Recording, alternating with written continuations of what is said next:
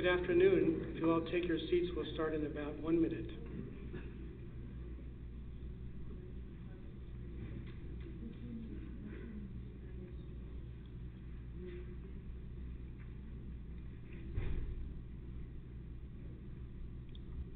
Welcome to the Kelechian Museum. My name is Martin Kelechian. I'm the chairman of the museum. First of all, if you have a cell phone, we're live right now, so if you make sure your cell phone is on silent, it'd be appreciated. Well, welcome to the museum.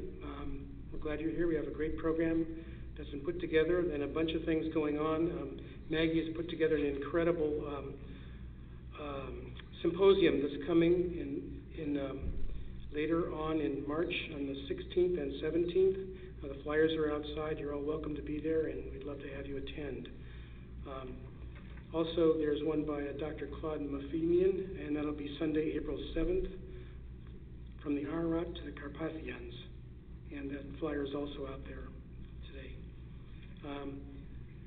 The museum is based only on donations, and there's no special funding from the home. So if you'd like to support the museum, it'd be great. There's some envelopes outside to assist you in that. Before we start our program, I'd like to have Professor Kevork Halajian come up and talk for a few minutes about what's going on in Pasadena City College and what his plans are.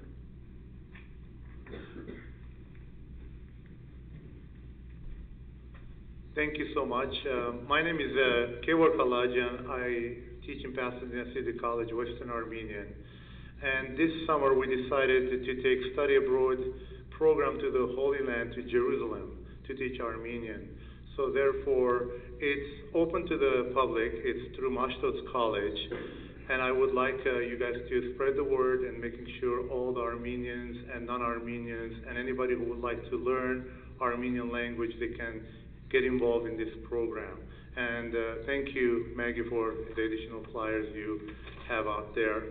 And the only reason I picked Jerusalem, because first of all, I was born and raised in Jerusalem. I went to the seminary. When I came 32 years ago to study here in the United States, my major was Armenian studies. And I realized a lot of Armenians, they don't know about Jerusalem and the importance of the diaspora. I just want to take this opportunity to introduce to the California and the entire United States that Jerusalem is one of the pioneer place for the Armenian language and for the Western Armenian. And we have an Armenian Patriarchate, and we have a quarter of the Jerusalem, the old city, belongs to us, belongs to the Armenians. We have 7,000 manuscripts in St. Tauros Chapel over there, and we have the Cathedral St. James. And I want a lot of Armenians to get to know this important aspect of this important of Jerusalem. We have also we participate in the Armenian language over there. They have the program. They have a lot of important situations that I want to share that with you. I just don't want to take more of this time. I have only 2 minutes to present. My flyer is down here. If you guys have any more questions, please call me. I will be more than happy to explain the details. Thank you so much. Thank you for the introduction.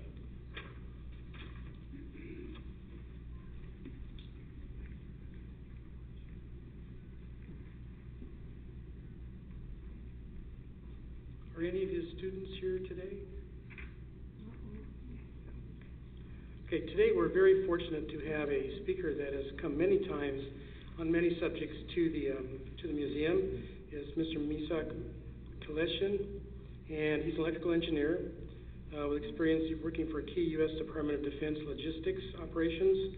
He is now an independent investigative researcher, passionate about finding untold stories of courageous expressions and service to humanity by the U.S. government, its people, and the Near East organization that became the catalyst for the survival of hundreds of thousands of Armenian victims between 1915 and 1930.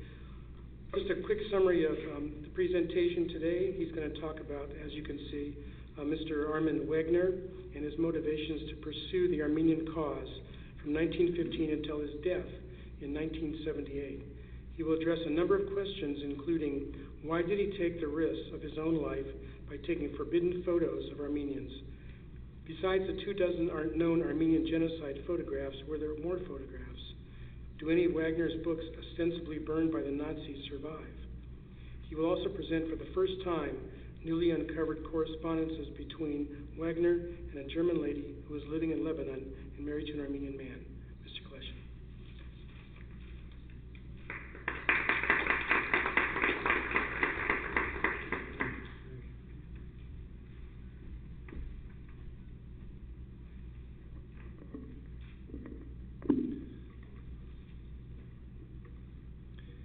It might sound odd for some, but I am dedicating this presentation to my mother-in-law on her 80th birthday that we just celebrated back in January. Without her continuous resilience over the years, we would have not known the mindset of Armin Wegner and his personal thoughts. A German lady, her name Gerda Kunert, is married to late Hagop Topakian in Lebanon. Learned impeccable Armenian, wrote articles in Armenian and researched German archives. Corresponded over 7 years with Armin Wegner, hundreds of letter pages were exchanged, obviously. She knocked on every possible Armenian door to make sure his books are republished in Armenian. And more precisely and importantly, she wanted to resurrect his photo archives. And if need be, to arrange financial assistance to him. My lovely wife, Anita, and her sisters, as they were growing up, Armin Wegner was a typical subject at home.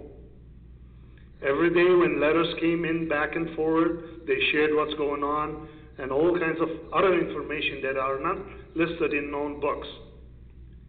But most of all, I would like to share with you that she gave me the original letters that Armin Wegner and her corresponded. Hundreds of pages. They're all in German, and some of them have been translated. And she entrusted me with those. Who was Armin Wegner? Born in 1886 in Wuppertal in Germany. Upon completing his doctoral studies in law, he joined the armed forces, the German armed forces. German soldier, medic, World War I. He rose to the rank of second lieutenant in German Sanitary Corps, attached to the Ottoman 6th Army. He was serving under Marshal von der Goltz, which was stationed along the Euphrates between Baghdad Railway all the way to Mesopotamia. Wegner witnessed the death marches of Armenians during the height of the Armenian genocide.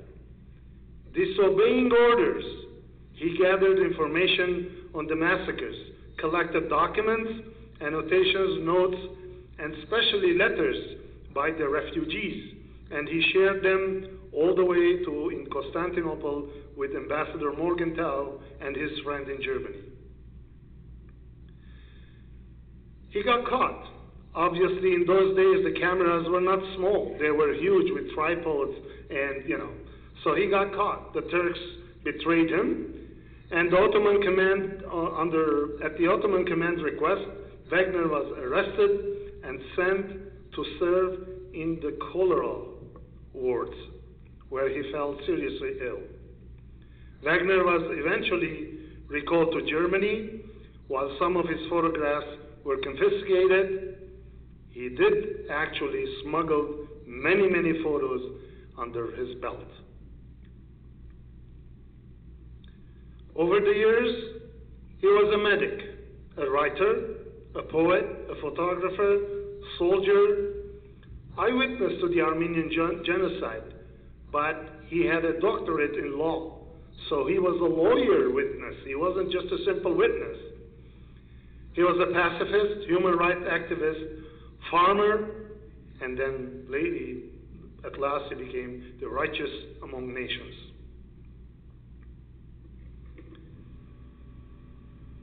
Let's hear it. I came in Turkey as a member of the German Red Cross, and in this quality I came through the whole desert of Mesopotamia and was a witness of the terrible persecution of the poor Armenian people and saw the terrible sacrifice.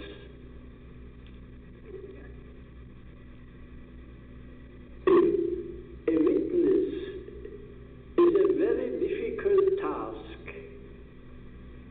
I could never more forget what I have seen. I was always willing to speak of this terrible scene and to say to the peoples, don't care that not a second time the same terrible scene can repeat. I came in Turkey.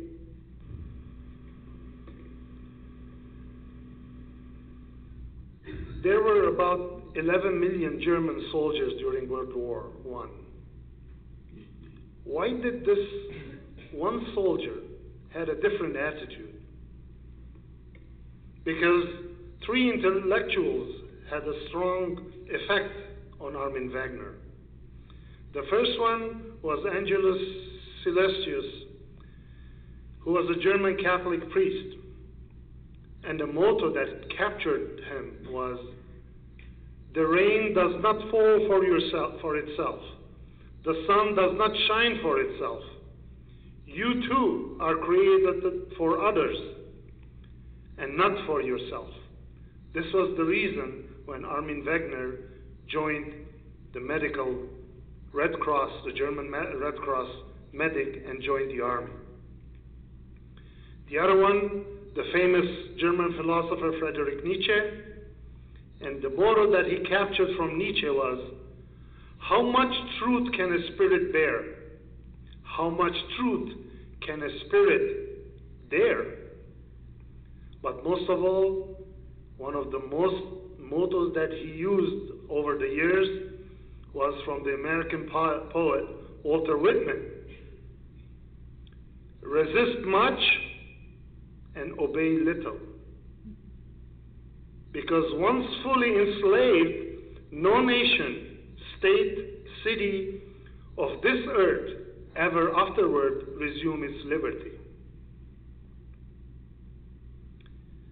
The eyewitness with a law degree, October 1916, Wegner wrote from Aleppo, "I have taken numerous photographs during the past few days. I was told that Jamal Pasha, the hangman of Syria, imposed death penalty on anyone violating the prohibition on photography inside the Armenian refugee camps. I carried these images of horrors and accusation rolled into a bundle against my stomach." He meant he copied them into his belt and smuggled them out.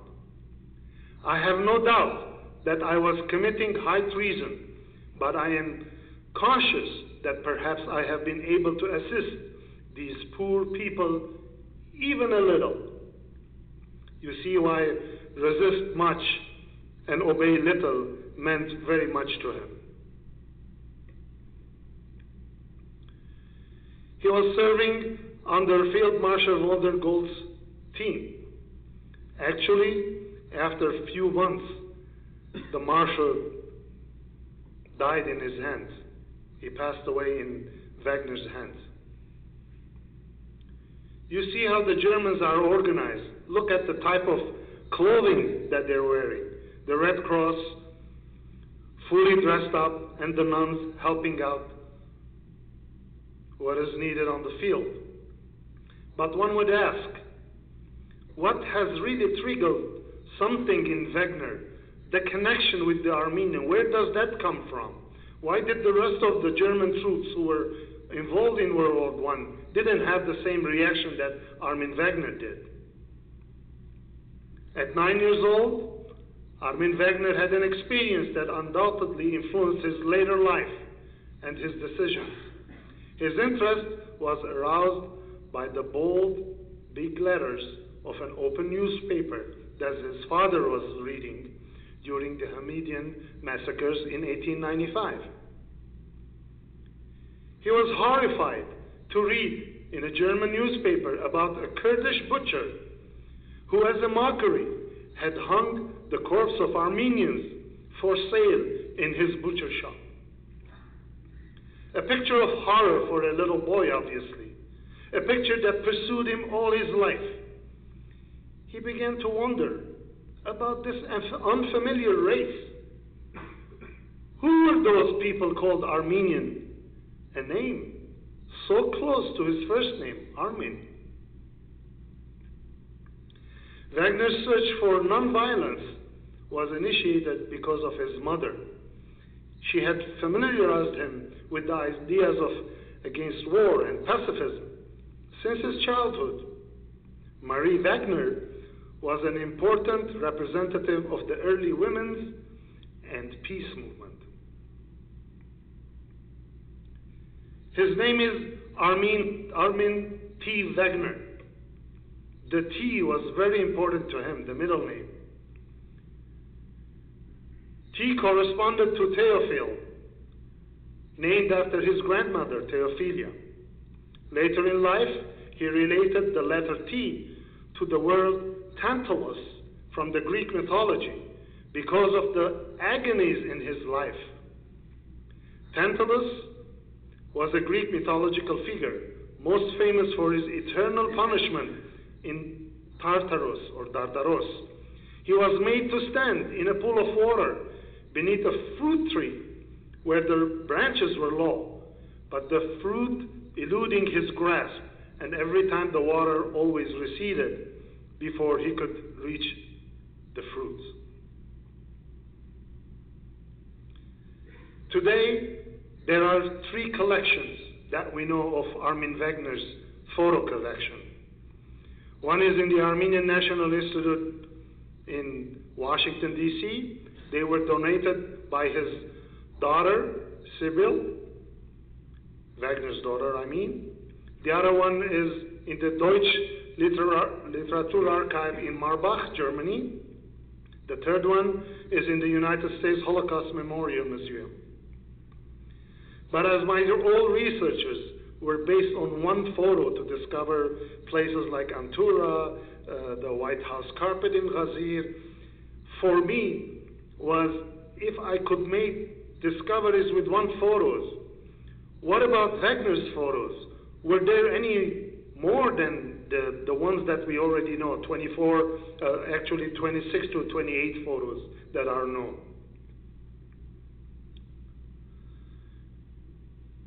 He wrote from Aleppo, I just came back from a walk around the camp. Now I am writing these lines. From all sides I was besieged by the screaming, hunger, death, disease, and despair. And the picture you see in a camp. Nevertheless, all this was dwarfed when compared with the horrible scene representing the crowd of orphan children whose number was growing day by day. You see the orphans there in the picture.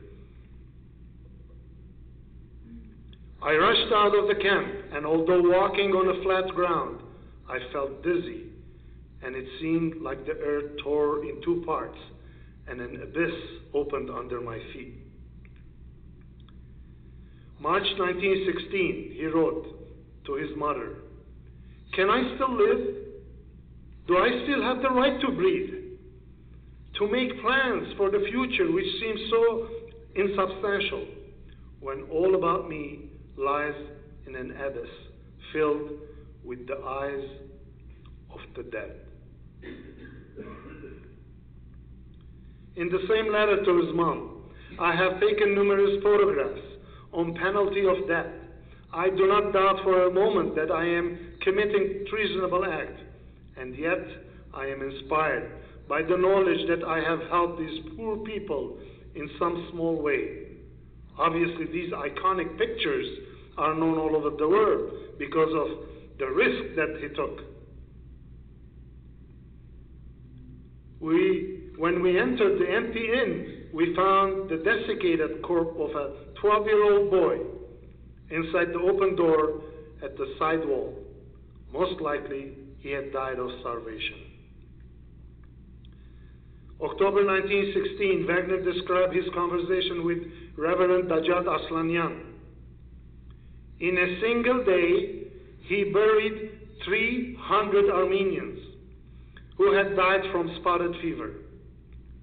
During the conversation, Reverend Dajat asked Wegner to take his daughter to save her away from this certain death and the agony that he was in. But what can I do? I feel so miserable. These are the known iconic pictures, about 26 of them, that are reference to Wegner.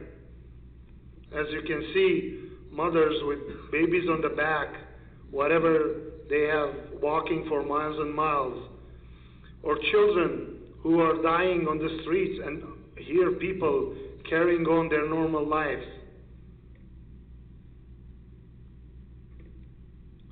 Tents, death, massacres.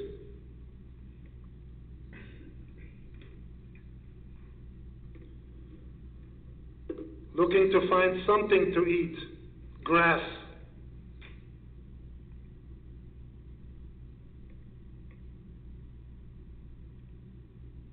Again and again, camps, deportation camps that he visited, he took pictures. Out of his known 28 collection, these are missing. We know about these too because they were published in 1923 in a book in Copenhagen.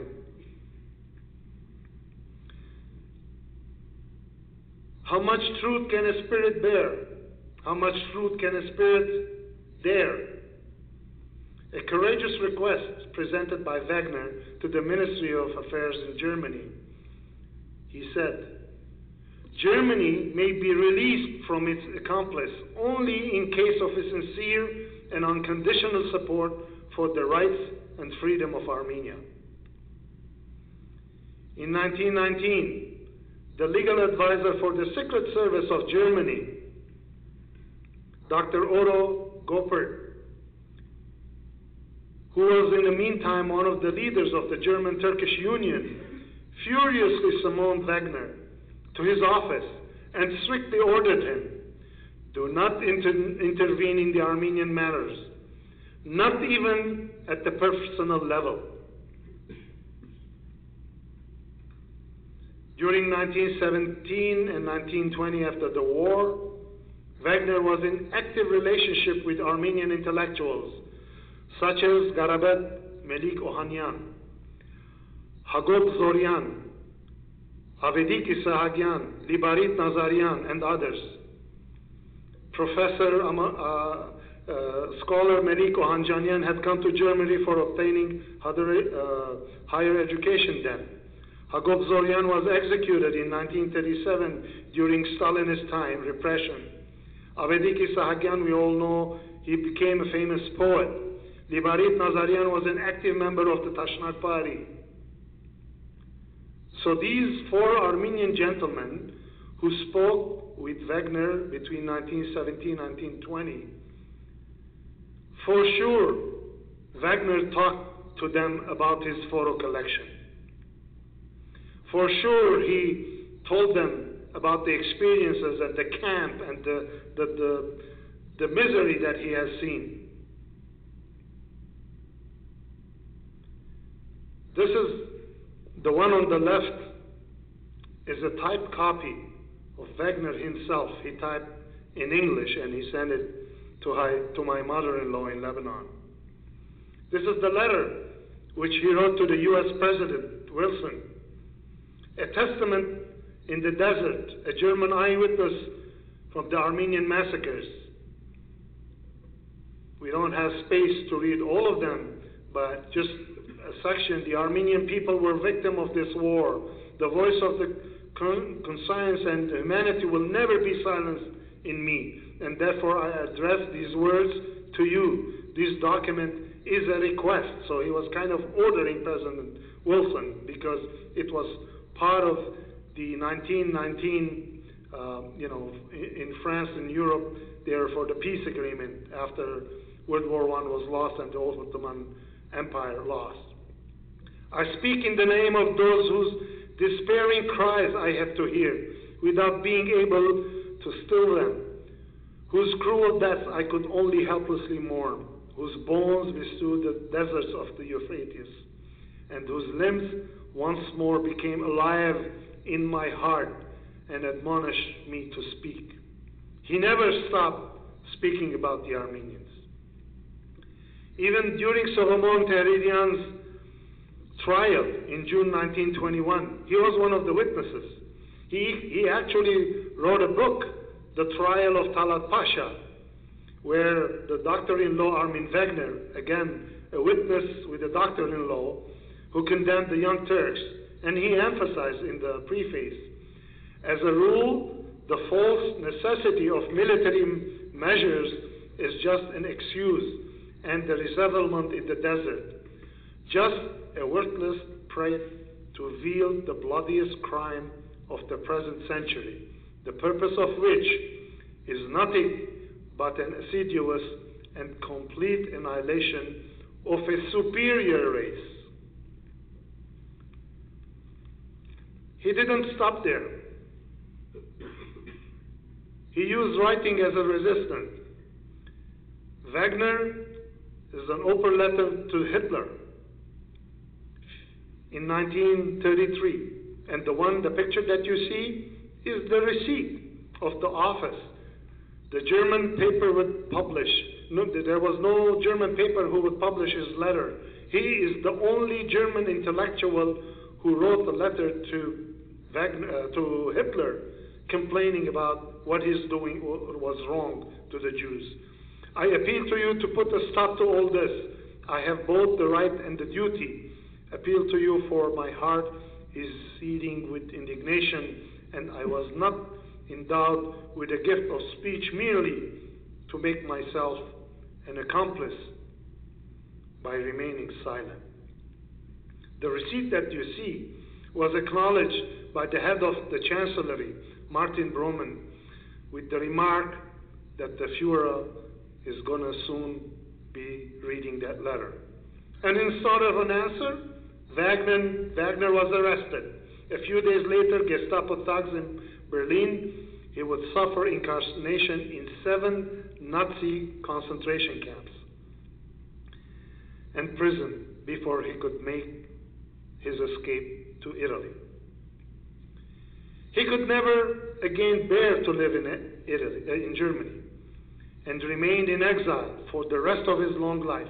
He died in Rome in 1978, virtually forgotten by his own people. His obituary gravestone carries the following line in Latin: I love justice and I hated injustice. Therefore, I die in exile. 1933, the Nazis, the university students carried out a series of book burning, the book burning of works that student and leading Nazi party members associated with un-German spirit. Enthusiastic crowds witnessed the burning of books by Brecht, Einstein, Freud, Mann, and even non-Jewish Armin T.Wegner. They burned the books, and Wegner sent his personal books, the ones they burned in Nazi Germany, and some of them you can see later here exposed. These are the books that the Nazis burned, and Wegner sent them to Gerda Topakyan. He was so neglected and forgotten by his own German people as well. After World War II in 1947, a memorial was built for the authors of the vanished books. And Armin T.Wegner was even declared dead in the German Writers' Congress. Here you see Armin's name next to Franz Welfeld, who was also, his books were 40 Days of Musadal, obviously. But Wegner was alive. He was in exile, forgotten in Positano and the island of Stromboli and in Rome. Even Armenians forgot him until 1965. Wegner's actions were later acknowledged.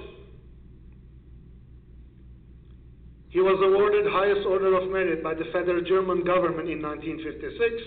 His native city of Wuppertal awarded him the prestigious Edward von der Heydt Prize in 1962. In 1967, he was awarded the title of Righteous Among the Nations by Yad Vashem in Israel. And in 1968, he was awarded the Order of St. Gregory the Illuminator by the Catholicos of all Armenians, Vasken I.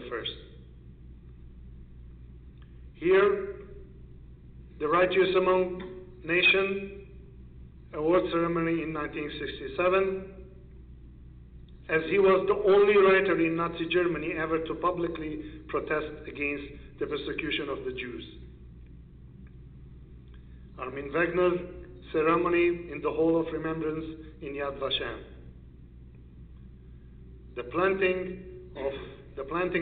Tree planting ceremony again in his honor. Armin T.Wegner official visit to Armenia at the invitation of all Armenian Catholicos Vasken I in 1968. Armin Wegner visited Armenia twice in his lifetime. His first visit was in December 1927, following his participation in the festivities in Moscow celebrating the 10th anniversary of the October Revolution. And then he visited Yerevan. What is important for me here, I am sure in 1927, Wegner spoke about his photo collection. He shared his experiences that he had down in Aleppo, in Meskene, in Ras Al Ain, during his trips to the Baghdad Railway. Obviously, in 1968, he was decorated with the Order of St. Gregory the Illuminator. Even a street in Yerevan is called, in his name, after him. But this picture says a lot. He's on his knees in Zizernagapert in 1968. Only God knows what was going through his mind. Only God knows what he thought. The cries of those children, the orphans, the men and women in the deserts of Syria and Mesopotamia, they were calling for him. And in his book, The Expulsion of Mankind, here they are, crawling wildly in the plain, tied to one another, women and men. The desert has immensely opened its jaws to furiously swallow humans and beasts.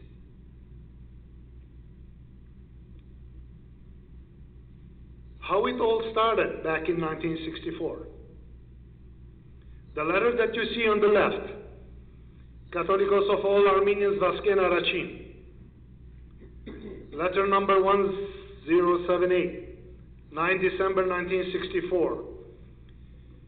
He sends a letter to the AGBU chairman in Milano, Italy, Mr. Stefan Sarabia. In the letter, he explains Wegner's the collection of 2,000 photos and tasks Antranik Zarugyan to write about him in Nairi Weekly.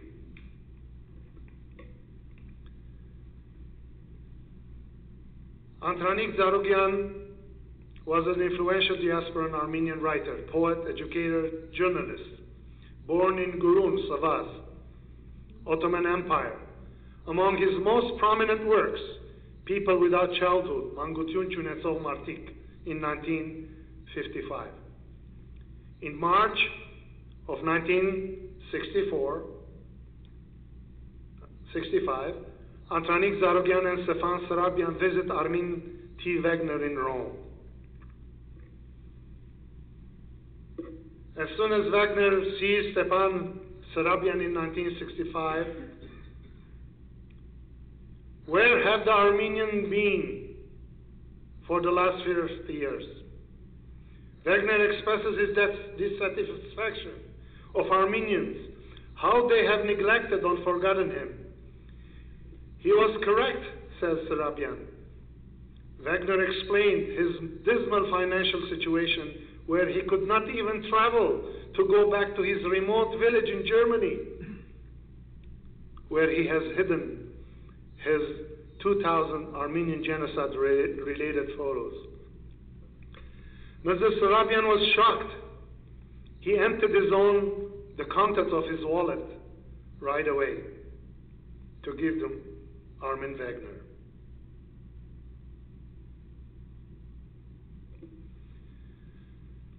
During the commemoration of 1965, the 50th anniversary of the Armenian genocide, Nairi, the weekly magazine, issues for the first time some of the collection of Armin Wegner, pictures. For the first time, a long gap, Armin Wegner photos were published. And in Armenian, an article that Wegner wrote, His Sundari Yet. And those pictures that you see on the screen are here in this issue. Was the first time, and also a lot of Nairi issues talking about Wegner, one after the other, and the world knew about his photos.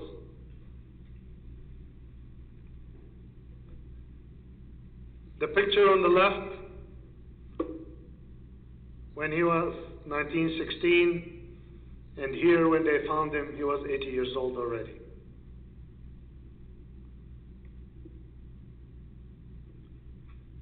The lady with a mission, Gerda Kunet Topakian, my mother-in-law,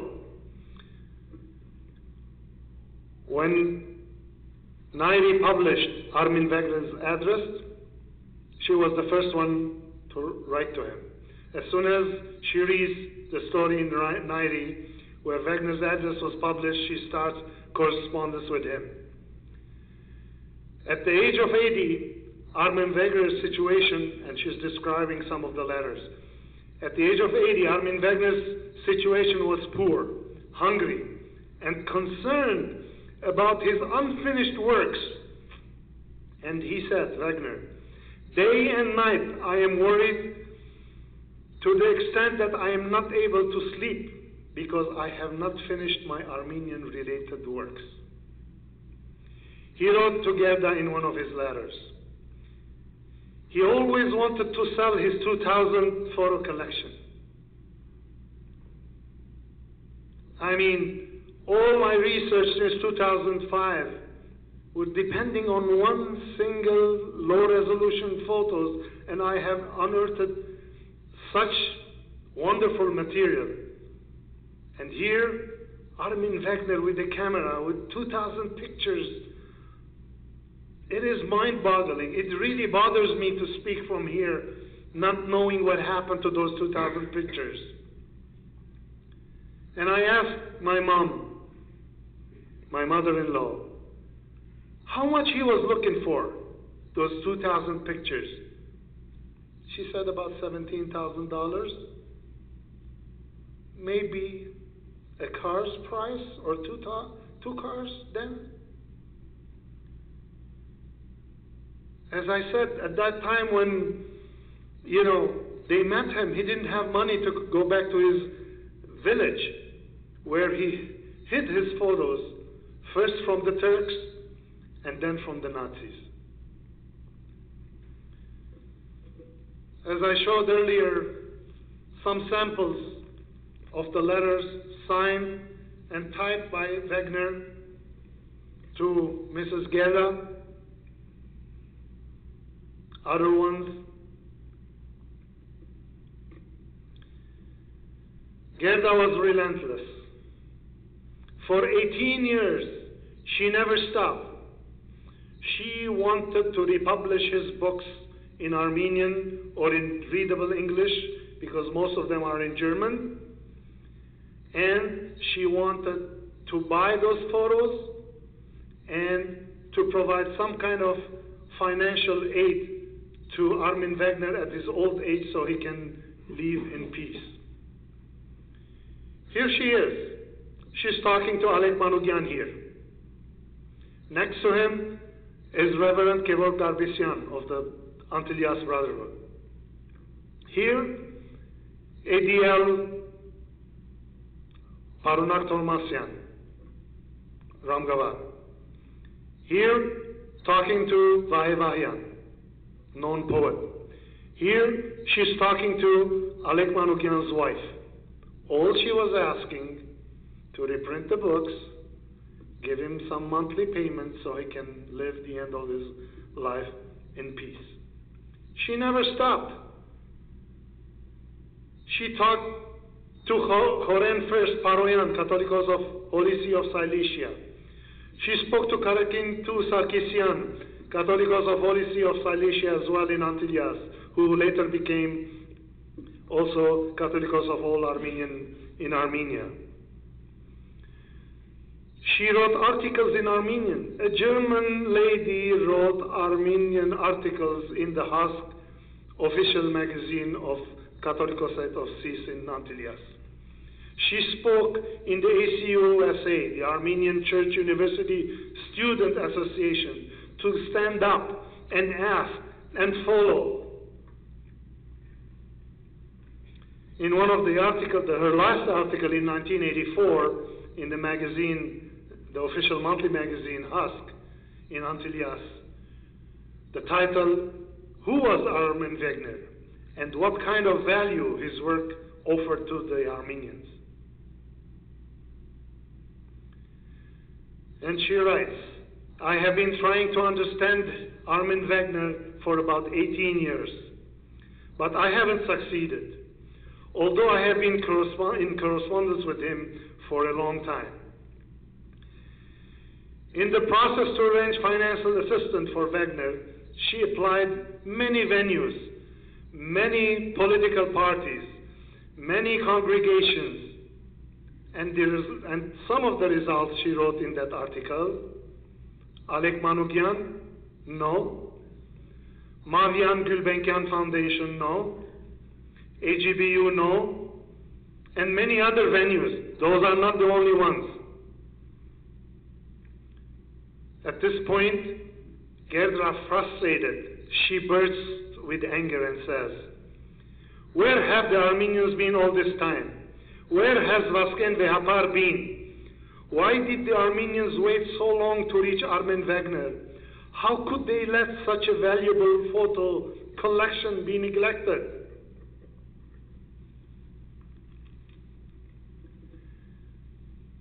Wegner almost had a heart attack when Gerda sent him a newspaper article from the Le Droit, a Canadian publication, where they were producing a movie using Wegner's photos. The movie called From Hell to Americas. In order to get Armenians interested, she planned to bring Wegner and his wife to Beirut for a presentation through German Goethe Institute. Place and date were all arranged. However, they received a refusal letter from Goethe Institute branch in Rome stating that Armin Wegner was 80 years old and not willing to travel because of his old age. When Gerda forwarded the copy of the letter back to Wegner, he was surprised because nobody called him. Apparently, The pushback, the resistance, was from the Beirut Goethe Institute because Armin Wegner's wife was Jewish, and inviting a Jewish person in the 60s in a country like Lebanon was unacceptable. Later in 1972, Goethe Institute invited Wegner to New York, where he lectured about his books. During his stay in New York, he also met Armenian community members who arranged a photo slide exhibition. He was given a gold pen on one of the receptions where he was honored. When he returned back to Rome, he wrote back to Gerda. Nobody understood his situation. He was hungry and in dire financial state. A golden pen was not the solution for him. You know why? Because he was an honorable man. He could not ask for financial aid.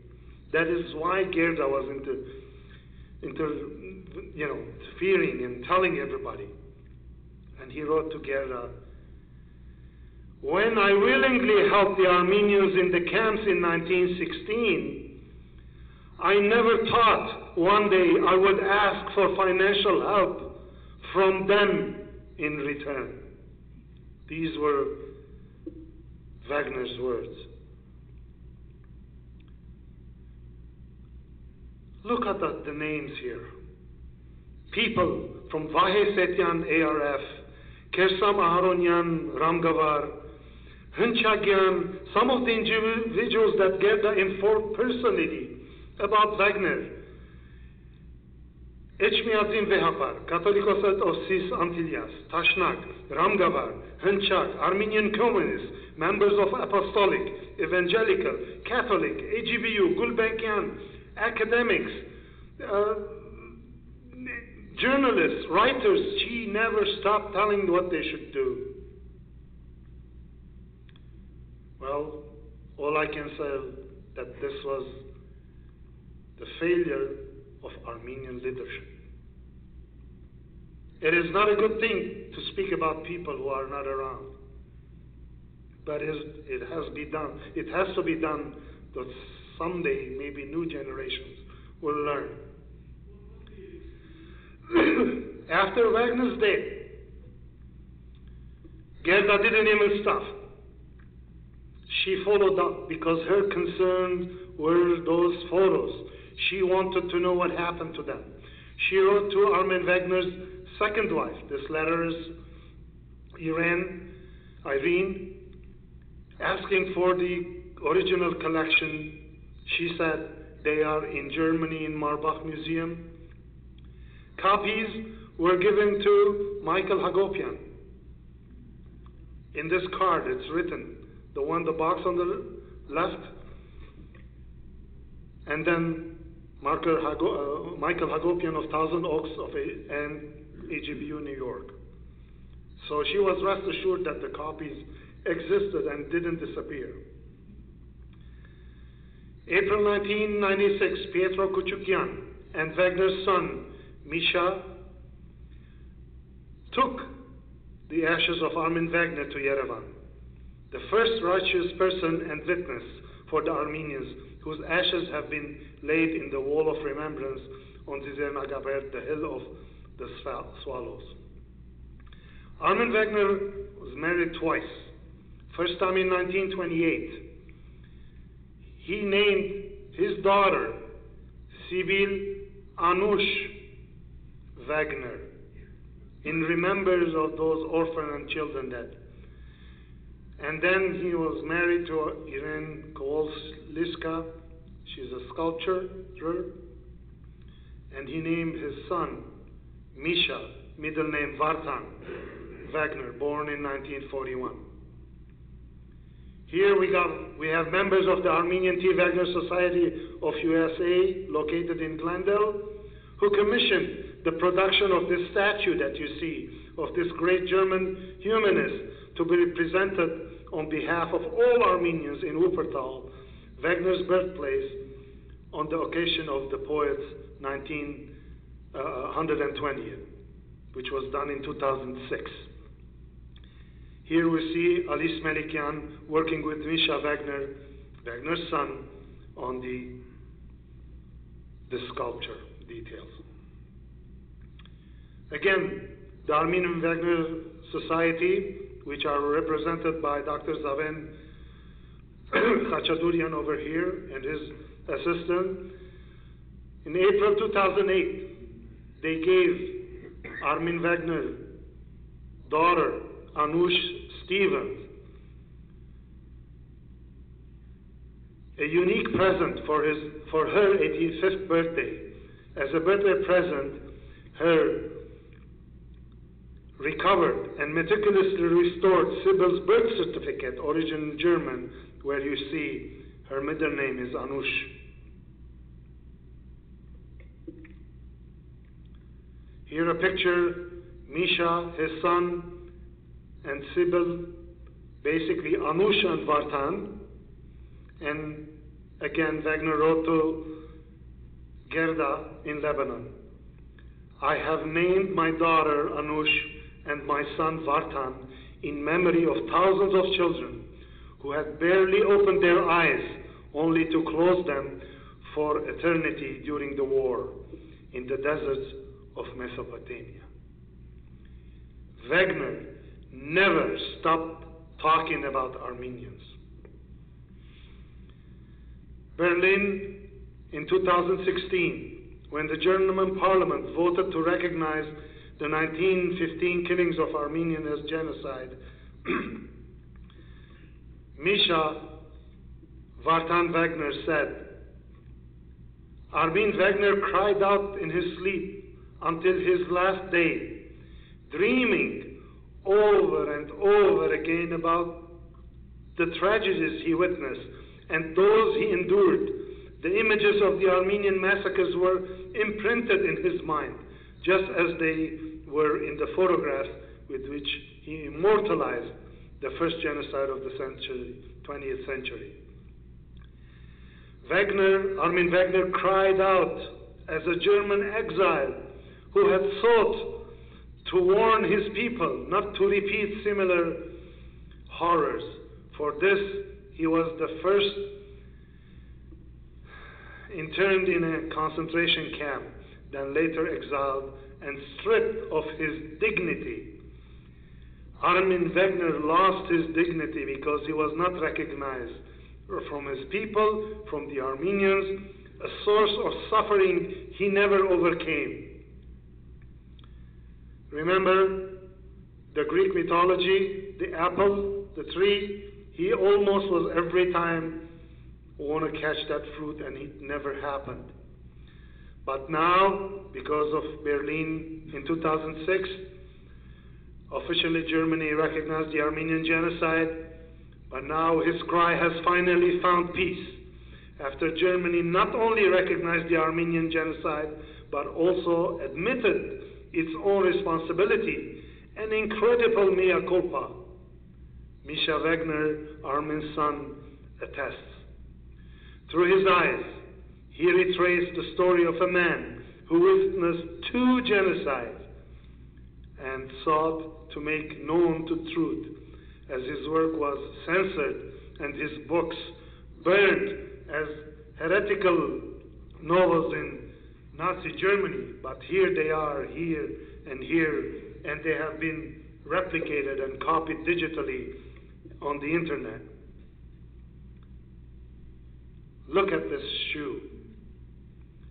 Armin Wegner picked this child's shoe from the roadside where Armenians were deported in 1916. He carried this shoe in exile in Germany, in Italy, where he passed away. He kept this shoe during his own lifelong exile. Fortunately, his daughter, Sibyl Anush Stevens, donated this shoe to Armin T.Wegner Society in his hometown in Wuppertal in Germany. Sibyl is no longer with us, and she's holding the shoe in her palm. Thank you very much.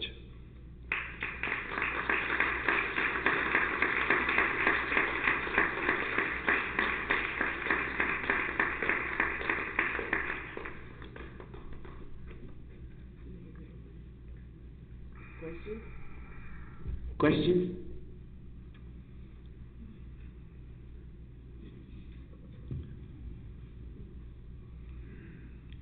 Thank you for the presentation. Very, very informative. The list of Armenian leadership that you presented here that refused to help Armin Wegner, was there at all any commentary or rationale or reason offered? As usual, the refusal was never direct. As Mrs. Gezda was talking to them or informing them, they were very cordial, they were very happy. A German lady who was speaking Armenian, and they were praising her. They were saying, oh yeah, we're going to take care of it, we're going to look after it, we're putting it into this commission, that commission, we're going to do this, we're going to do that. But later on, they sent letters to Armin Wegner saying that it didn't work out, we couldn't come up this, and Wegner was sending the copies of those letters to Gerda saying the result of this work is, this is what is happening. And are you putting this material and all the study you've done or whatever in a book to be published? Not yet. I have to digest because it's a little bit hard for me because it's all in German. My lovely wife helps me with some of the German, but this is a lot of work because what I'm holding is hundreds and hundreds of letter pages and speaking about this, and I need to compile them, and some of the collection is lost because of the war in Lebanon. They used to live in a war-torn area where their houses was attacked and burned, and some of the archives of those letters were lost there. But fortunately, I have about 3 or 4 booklets like this, full of, the information. But I need a lot of time to study, digest, and put them all in date terms, timeline and chronological order. Well, I think the obvious question for me is the 2,000 photographs. Yes. They are somewhere, so have they been published yet? Yes. No, they're not. As I said, out of the 2,000 that Wegner was talking about, we only know now 26 to 28 of them, which are the main iconic Armenian genocide photographs that we see in every publication. What has happened is, you got to understand, he went back in 1916, so they were glass plates and all type of lantern photographs. So he hid them in Germany in his summer house. And in 1933, he was exiled. He couldn't go back to Germany. And only in 1965, when the Armenian, Stefan went there, they were able to go back and bring them. I have a letter where Stefan says that because of time, because of material, they were all gone, except 120. That is what the letter says, and I have it here with me. But we've only seen so far about 28 of them, and they are located in these three institutions that I told you about. I am also aware that before Wegner passed away at his old age, he had a maid, a helper who would visit him to help him live and clean and all that stuff. I'm aware that an Armenian befriended that lady, and he entered Wegner's house, and he stole some pictures because he has written that to my in-law.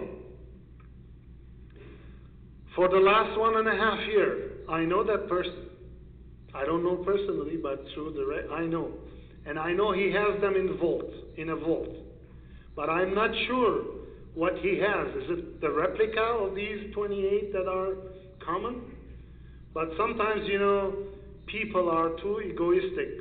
They take things and they only want to keep them to themselves. Maggie says, pickle it up. They go and pick because they are not willing to share, because the value of those photographs are there. And this guy, I tried to reach him indirectly because he's not an easy reachable guy. So what does Michael Hagopian have and the institute near his village? What do they have that's?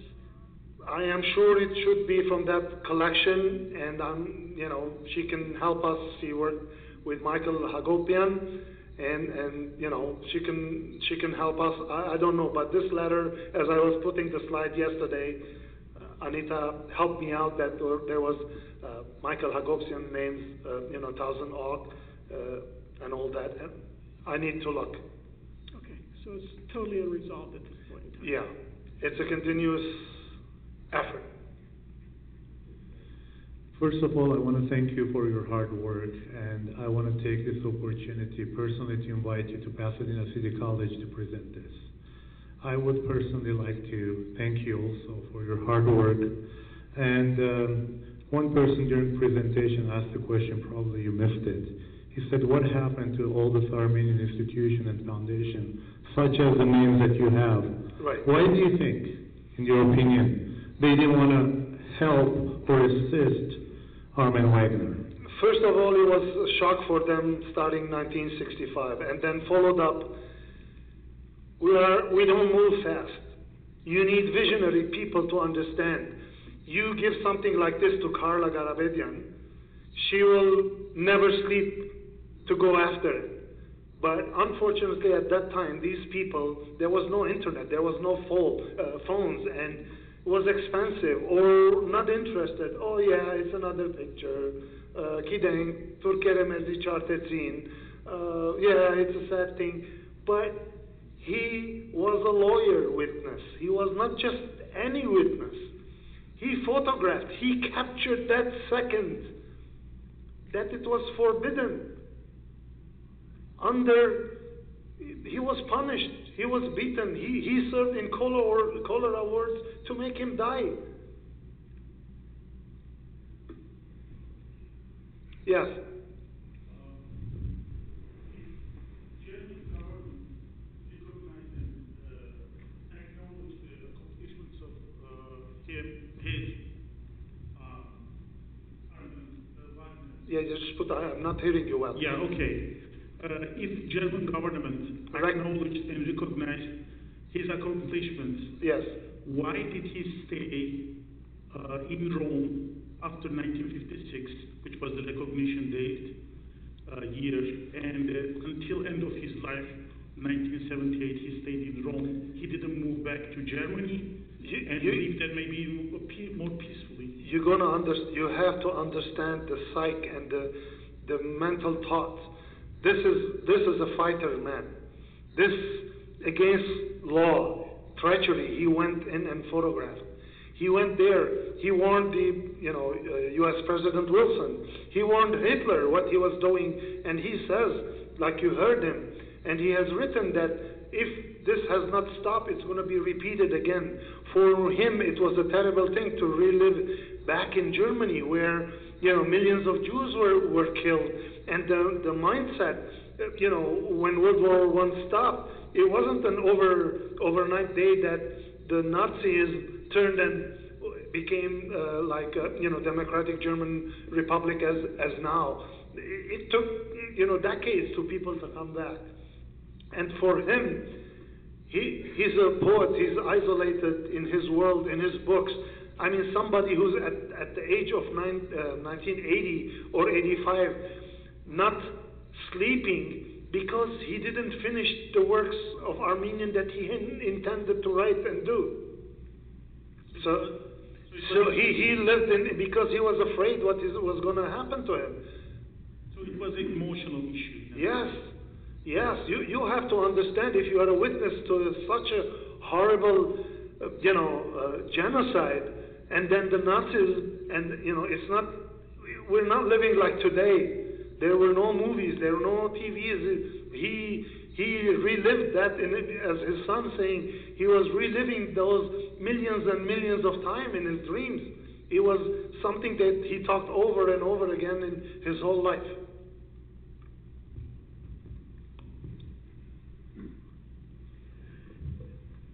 Missak, first of all, I really appreciate what you have done. You're amazing research. Just very, very, very precious moment that I lived here with everything you have explained. I really commend what you have done. My question is, like, he was a military man. Medic. And also a lawyer. Yes. Simultaneously, there were also German missionaries Yes.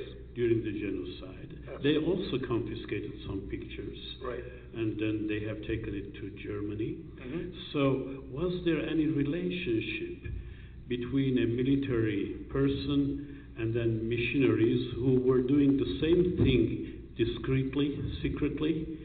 That's my first question. Second, why those missionaries later got all the support they needed to go back to the survivors of the genocide and do some ministries or educational work in Anjar and other places, and Armin was isolated?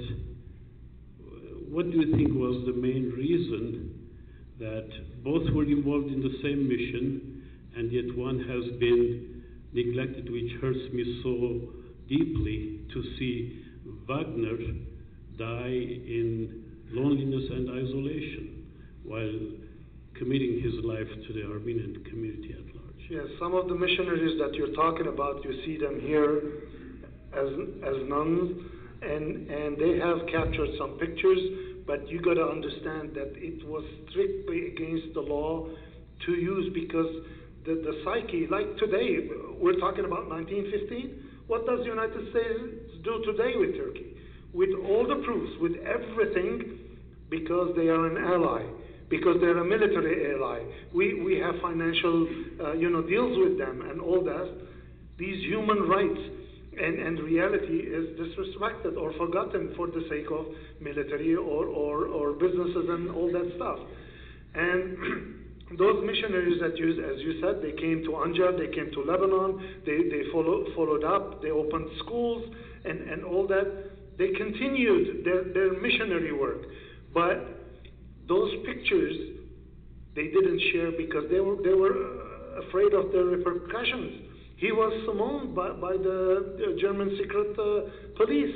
He was beaten. He was taken into 7 different ghettos and prisons.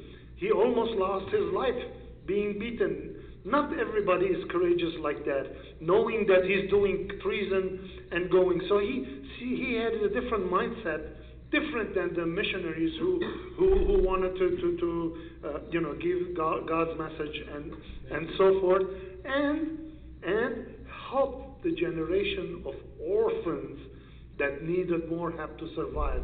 So they consoled their souls. I think they consoled their souls by doing missionary work, helping out those orphans that they were fatherless and motherless. Those needed help as well. I just have a quick question. Are there any legal heirs in the family that would have the legal right or the standing to sue to retrieve these photos? From who? Well, the guy that has them is close by. Somebody who has it nearby. I usually don't give up easily. I said I'm still working on it, and we will see. I won't give up. The problem is that I don't know if they are the same ones. He could have taken the same one that is already publicly known in those, and the effort and energy and money and all this. We offered him that we're going to honor you in Armenia, we're going to give you the whole thing, but not interested. Yes? Yeah.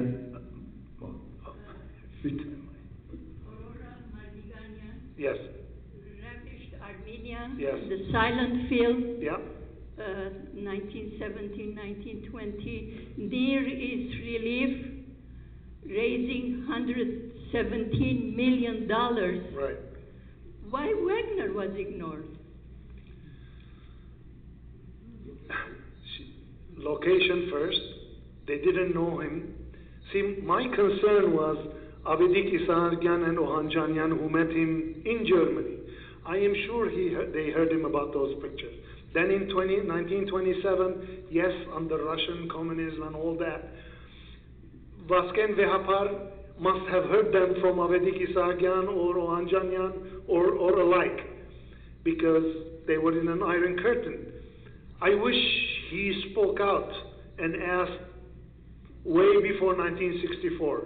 The only reason 1964 came up because Armenian, as you know, the awakening of the recognition or thought about Armenian genocide started in 1965. After 50 years, the gap between when 1915 and 1965, we were mourning, we didn't have houses, orphans, separated, trauma, and all kinds of things. It was in 1965 that it was the first thing. So I would assume that, oh, what kind of pictures we can, have? Ah, wait a minute, there was this guy, where is he? It's like this that it happened. That's what I'm assuming. As I said, somebody like Carla, if she gets a wind of such a picture or archive existing, she will go and go after it forever. It is very hard.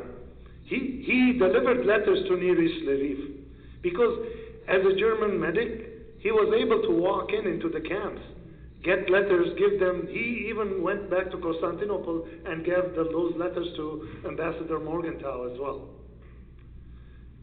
One more, last question, sir. My question is the following. We know that Adolf Hitler had great admiration for Mustafa Kemal Atatürk. Yes. Now you say that Armin Wegner was not let into Germany back in 1933 at the time when the Nazis came to power.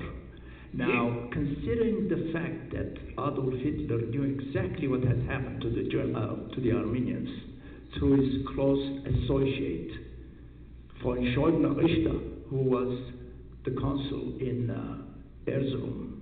Now, why was it the policy of the Nazis against Wegner's memoirs and all that? Why did they why didn't they want his books? You mean, yeah, because he was a non-Jew. He had the guts, the only German intellectual, to write a letter to Hitler saying that what you're doing to the Jews is the wrong thing. So they declared him a heretic. Also, because he visited Moscow, remember, in 1927? So up to 1933, Wegner was living in Germany. So in 1927, he visited Moscow, as I said, to celebrate winning of the war and all that. So Hitler looked at him as a communist. Remember, he wanted to attack Russia. So he's an enemy within us. And he declared his books as heretic, and because all the other names like Einstein and Freud and others are Jewish intellectuals. Those books, Armin Wegner is a German intellectual, as you will see here later on. Thank you very much. Thank you, and thank you to your wife and to your mother-in-law, and we really appreciate the talk. And you give other talks that are very, very, very, very valuable. The one about the orphanages in Lebanon.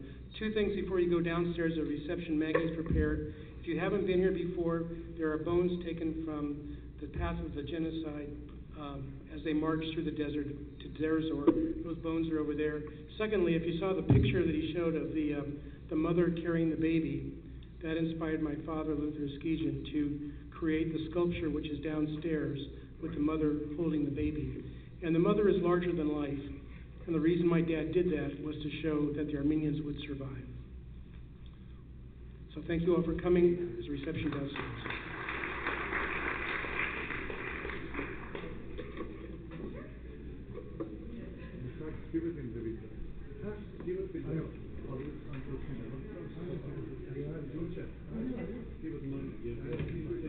Hayır, hiçbirisi kebur kalacak.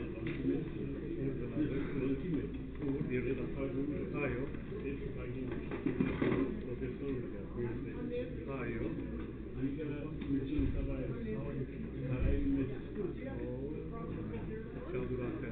Tezi yasa sarkmança, tezi jaran kavra sarvada.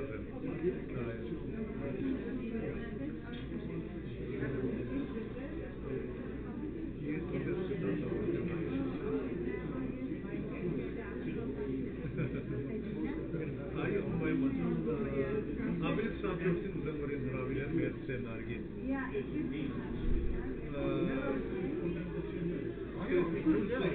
Fire Scativo Brane, Imaceduda, Pastica. Say, no, I'm not going to do it. Oh, I should be the main give I don't be the main connector, that better than I have to wait. Zamana geldi.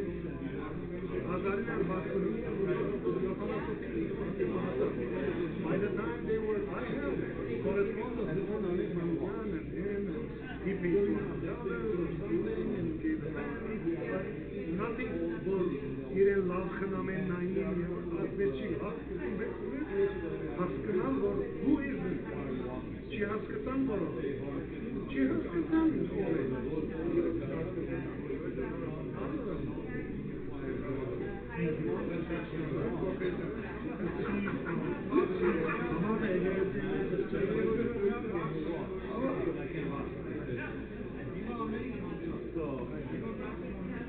Feel free.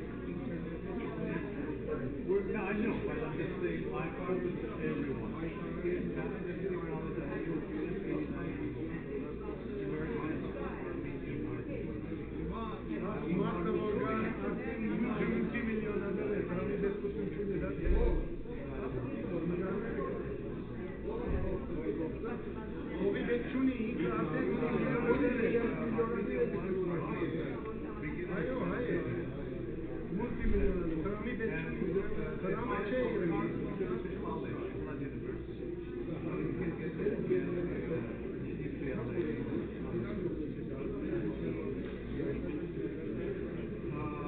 Not related to Armenia. I do see sometimes ESL. Yeah, but that's another picture. I know. Because I have my credentials.